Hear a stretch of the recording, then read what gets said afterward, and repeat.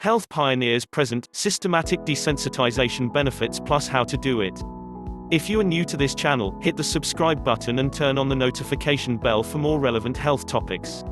The National Institute of Mental Health tells us that the most common types of mental disorders in the United States are phobias, which affect about 10% of the adult population. For people suffering from phobias, which are defined as intense fears that pose no real risk but cause a disturbance in daily activities and well-being, as well as obsessive compulsions, one type of therapy that has been shown to improve coping skills is systematic desensitization. The goal of this therapy is to help people learn how to remain calm when faced with a situation, object or place that he or she would normally avoid due to fear. Not only can systematic desensitization reduce anxiety and symptoms associated with serious mental health conditions, but the principles of this approach can also be utilized by those of us dealing with more common fears, such as a fear of public speaking, flying, dogs or heights. What is systematic desensitization? According to the American Psychological Association, the definition of systematic desensitization is a form of behavior therapy in which counterconditioning is used to reduce anxiety associated with a particular stimulus. To make sense of this definition, it helps to understand what counterconditioning and stimulus actually mean. Counterconditioning refers to changing someone's mood through positive pairings and associations. It's similar to response substitution, which refers to changing desired behaviors through positive reinforcement. A stimulus is any anxiety-producing situation or object. When someone has a phobia, the stimulus is the thing that person is scared of. What types of issues is this technique used to help manage? Most often, specific and simple phobias, which are fears about specific objects, animals, situations or activities. These include fear of death, snake phobias, fear of open spaces, fear of flying, etc. Fear of social functions or public speaking, fear of traveling, being in busy places or leaving home, compulsions, including those associated with obsessive compulsive disorder, such as repeated hand washing or checking, symptoms associated with generalized anxiety disorder. Certain SD techniques may also be used by healthy individuals to improve their performance while under stress. For example, systematic desensitization is used in sports psychology and in military training. In fact, it was developed to help treat soldiers during World War II. By learning muscle relaxation and breathing techniques, athletes and soldiers may be able to improve their self-confidence, concentration, arousal and self-regulation, leading to better outcomes. How it's done? SD is a form of classical conditioning. It's done in order to remove a fear response associated with a phobia by using the body's natural relaxation response. The intention is to replace a feeling of anxiety with feelings of calmness instead. As the Simply Psychology website explains it, deep muscle relaxation techniques and breathing exercises, e.g. control over breathing, muscle detensioning or meditation, are very important because of reciprocal inhibition, where one's response is inhibited because it is incompatible with another. In the case of phobias, fears involves tension and tension is incompatible with relaxation. A key component of SD is gradual exposure to a stimulus. Those who experience improvements with this treatment usually need to complete several sessions led by a trained therapist. Depending on the severity of someone's phobia, it may require 4 to 12 sessions in order to meet treatment goals. Systematic desensitization versus other therapies. Therapies that utilize desensitization work by exposing someone to an animal, object, place or situation that causes fear. Someone can work toward becoming desensitized to his or her fears with help of a professional or by using self-help techniques. A similar psychological technique to SD is called covert desensitization, which has the goal of helping someone overcome a fear or anxiety by learning to relax while imagining the anxiety-producing situation. This is different than aversion therapy, a type of behavior therapy designed to make a patient give up an undesirable habit by causing the patient to associate it with an unpleasant effect. Is systematic desensitization the same as exposure therapy? In many ways, yes. More accurately, SD is a form of graduated exposure therapy, since you begin by exposing yourself to the least scary aspects of the stimulus and then gradually progress to exposing yourself to the most feared aspects.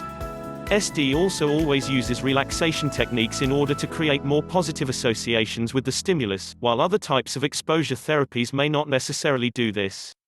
What about systematic desensitization versus flooding? The main difference between these two approaches is the time requirement.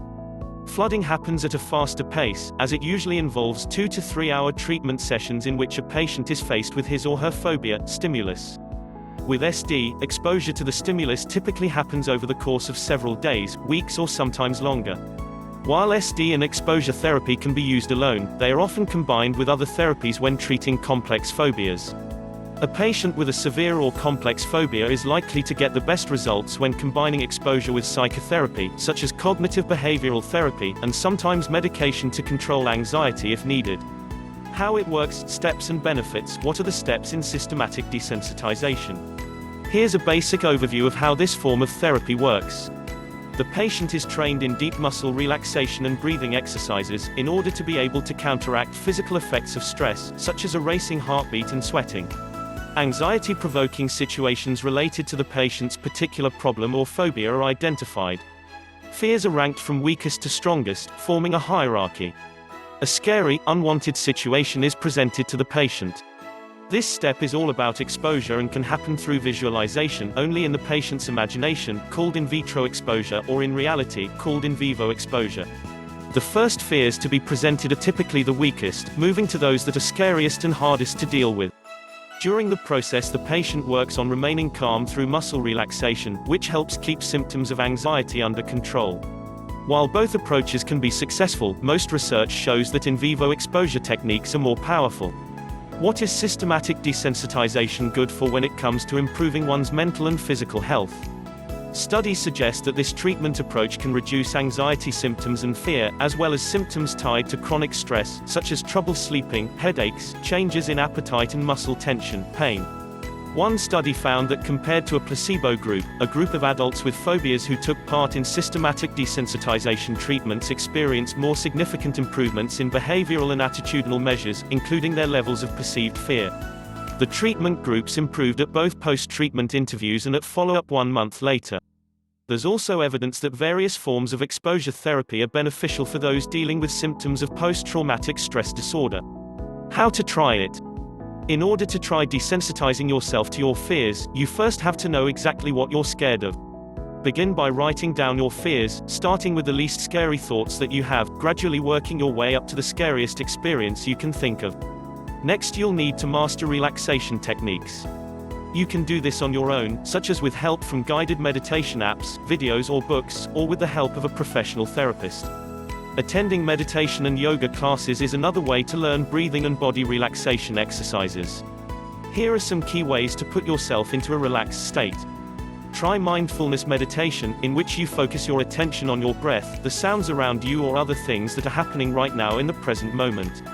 Breathe slowly and deeply. You may want to lay down or sit in a comfortable position. You can try diaphragmatic breathing, in which belly expands when you breathe in but the chest does not rise. Imagine your muscles relaxing and letting go of tightness and tension. Doing a body scan meditation can help with this, as can progressive muscle relaxation, a process that involves tensing and relaxing each muscle group. Listen to soothing music that puts you in a relaxed state. Diffuse lavender essential oil in the room. Other ways to become more relaxed prior to a session include walking outdoors, exercising, doing yoga or journaling. You can also use neurofeedback therapy if you choose to work with a therapist. Neurofeedback, neuro means relating to the nerves and brain, involves tracking changes in your own brainwaves, a form of electrical activity of the nervous system, as you work on calming your body. It's been shown in studies to help treat phobias, post-traumatic stress disorder, PTSD, and other forms of anxiety. While there's ongoing research about how exactly it works, neurofeedback seems to allow patients to reduce activity in parts of their brains that play a meaningful role in causing their unwanted symptoms. What is an example of the use of systematic desensitization? Here's an example of how this treatment may play out if utilized to reduce a patient's fear of flying. During the first treatment session, the patient starts by reaching as deep of a state of relaxation as possible. She then starts to imagine low anxiety scenes in her mind, such as booking a flight online or entering an airport.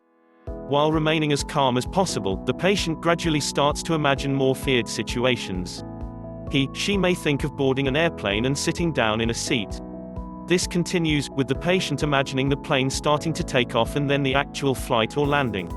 These gradual steps may happen over the course of one session or several sessions, with an average of 6 to 8. This same approach can also be done in real life, in vivo exposure, if the patient is willing to practice going to the airport and boarding an airplane.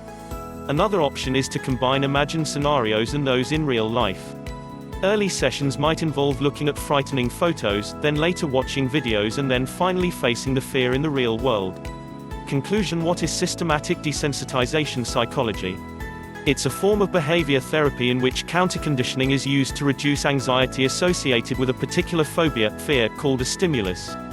Systematic desensitization involves these steps. A patient ranks fearful situations from least to most anxiety-producing. The individual then uses relaxation techniques while imagining or facing the feared stimulus situation. While being exposed to the feared situation, the patient works on relaxing their body so they can face the stimulus without feeling anxious.